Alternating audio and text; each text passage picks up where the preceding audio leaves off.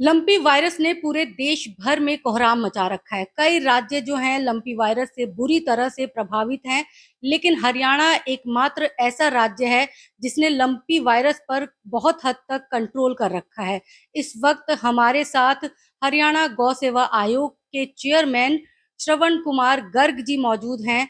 तो आइए उनसे जानने का प्रयास करते हैं कि किस तरह जो हरियाणा में रोकथाम हुई है, तो उसमें हरियाणा सरकार और गौ सेवा आयोग की क्या भूमिका रही है। गुजरात के अंदर सबसे पहले लंपी स्किन बीमारी आई और उसके पश्चात राजस्थान में, पंजाब में आई। तो हरियाणा के अंदर माननीय मुख्यमंत्री जी ने हाई लेवल कमेटी की मीटिंग बुलाकर उसके अंदर जैसे कोरोना से लड़ाई लड़ी थी, उसी तरह से लंपी स्किन से लड़ाई लड़ने के निर्देश दिए। हरियाणा के अंदर 19 लाख गौवंश है, 20 लाख टीके मंगवाए गए, बाई एयर मंगवाए गए और 7 दिन का टारगेट दिया गया कि पूरे हरियाणा के अंदर जितना भी गौवंश है उसको लगाया जाए। सभी गौशालाओं में, सभी घरों में जितना गौवंश था उसको टीके लगाए गए। फिर भी कुछ गौवंश के अंदर पहले बीमारी ने दस्तक दे दी थी और कुछ सड़कों पे बेसहारा गौवंश है, उसके अंदर भी लक्षण देखे गए। तो ये हमारे हरियाणा के अंदर सिरसा,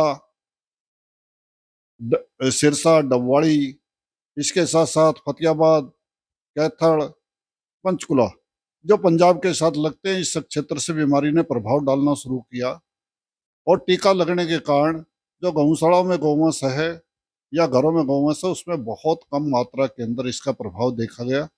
और जहां प्रभाव देखा गया वहां अलग से इन्फर्मरी बनाकर, अलग से चिकित्सालय छोटे बनाकर उनके लिए अलग रखकर उनका इलाज करवाया गया और उसके प्रभाव भी दिखाई दिए।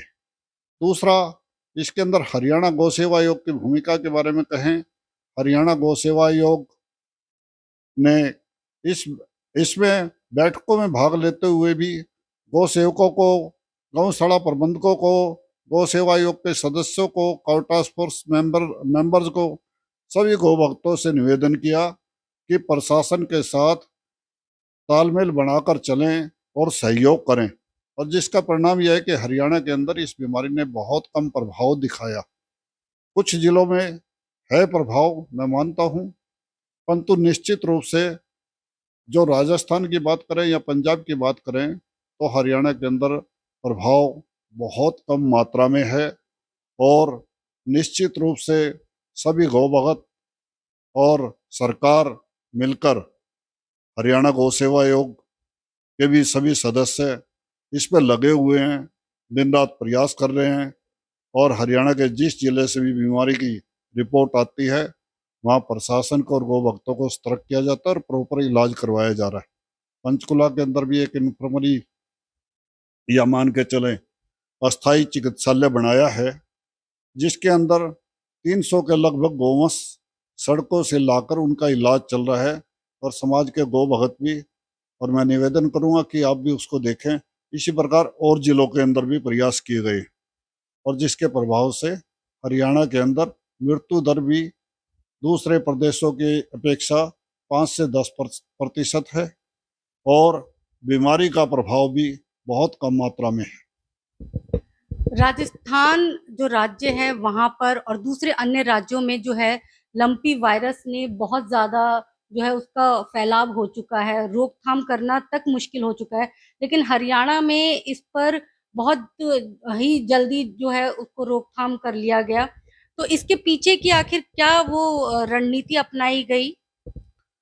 हरियाणा के माननीय मुख्यमंत्री मनोहर लाल जी को और हमारे कृषि मंत्री जयप्रकाश दलाल जी को और हरियाणा गौ सेवा आयोग का सहयोग तो रहा ही, पशुपालन विभाग के सभी अधिकारी और गौ भक्तों ने मिलकर जो प्रयास किया है, यही एक मुख्य कारण रहा कि हरियाणा के अंदर इस बीमारी ने ज़्यादा प्रकोप नहीं फैलाया।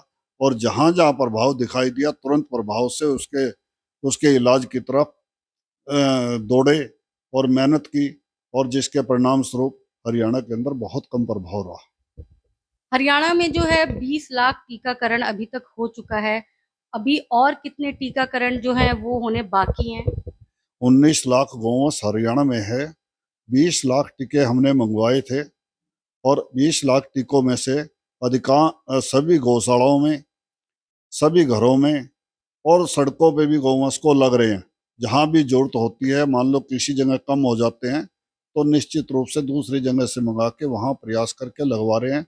और सड़कों से भी गौवंश को, जहाँ भी गौवंश सड़कों पे बीमार दिखाई दे रहा है उसको भी उठा रहे हैं। गौशालाओं में भी कहीं दिखाई देता है, क्योंकि बड़ी संख्या में गौशालाओं में गौवंश है, तो उसको भी इलाज कर रहे हैं। इसी प्रकार से घरों से भी गौवंश को लाकर उसका इलाज हो रहा है। निश्चित रूप से तीनों स्टेजों पे हरियाणा की सरकार और गौभगत कार्य कर रहे हैं, और जिसके प्रभाव हरियाणा में निश्चित रूप से दिखाई दे रहे हैं। और ये पूरे देश ने भी इस बात को माना है कि हरियाणा के अंदर इसका प्रभाव बहुत कम हुआ है। लंपी वायरस आगे भी ना फैले, अभी तो कम है लेकिन इसका फैलाव आगे ना हो, इसके लिए किस तरह की रणनीति बनाई गई है? इसके लिए गोट पॉक्स टीका आता है, वैक्सीन। जैसे कोरोना के लिए वैक्सीन थी, वैक्सीन लगने के पश्चात ये बीमारी नहीं आती। और हरियाणा के अंदर लगभग सभी गौवंश में वह टीका लग गया है। और जिनमें नहीं लग पाया, किसी कारण से बीमारी आ रही है, तो उसका इलाज भी कर रहे हैं, क्योंकि बड़ी संख्या में है। एक एक गौशाला में 2-2 हजार, 3-3 हजार, 4-4 हजार, मान लो 2-4-5-10-20 रह जाती है, तो उसके इलाज के लिए तुरंत प्रभाव से इलाज कर रहे हैं। और इलाज के अंदर जो जो आवश्यकताएं हैं उसकी पूर्ति सरकार कर रही है। और गौ भगत भी अपने तरफ से हर तरह के इलाज, चाहे एलोपैथी का है, चाहे देसी है, चाहे होम्योपैथी है, सभी अपने अपने प्रकार से जो प्रभावशाली इलाज है वो कर रहे हैं। अगर आप देखेंगे तो निश्चित रूप से राजस्थान की बात करें तो पूरे देश के अखबारों में भी छाई हुई है, टीवी पे भी आ रही है कि भाई सड़कों पे भी हैं, बिखरे हुए हैं, तो गौवंश के सब। परंतु हरियाणा में ऐसी स्थिति नहीं है। हरियाणा के अंदर जो भी है हर काम व्यवस्थित है। हमारे चीफ सेक्रेटरी साहब ने मीटिंग ली और हर डिप्टी कमिश्नर के जिम्मे लगाया ये, और उनके नेतृत्व में जिले की सभी टीमें गौ भक्तों की और प्रशासन की काम कर रही हैं। निश्चित रूप से हरियाणा के अंदर इस लड़ाई को हम जीतेंगे। अभी मौजूदा जो हरियाणा में हालात है लंपी को लेकर, वो किस तरह के बने हुए हैं? हरियाणा के अंदर लगभग सभी जिलों के अंदर प्रभाव दिखाई दिया और उसका इलाज भी किया, और कुछ मात्रा में अब भी है और इलाज कर रहे हैं। और निश्चित रूप से आज ही मैं देख रहा था, इसके लिए वैक्सीन का भी इजाद हुआ है। अगर वो वैक्सीन कॉमर्शियल रूप में आएगी या कहीं से उपलब्ध होगी, तो निश्चित रूप से हम उस वैक्सीन को मंगाकर जिनमें बीमारी आई है उसका भी इलाज करेंगे। किसी भी तरह की कोताही नहीं बरती जाएगी।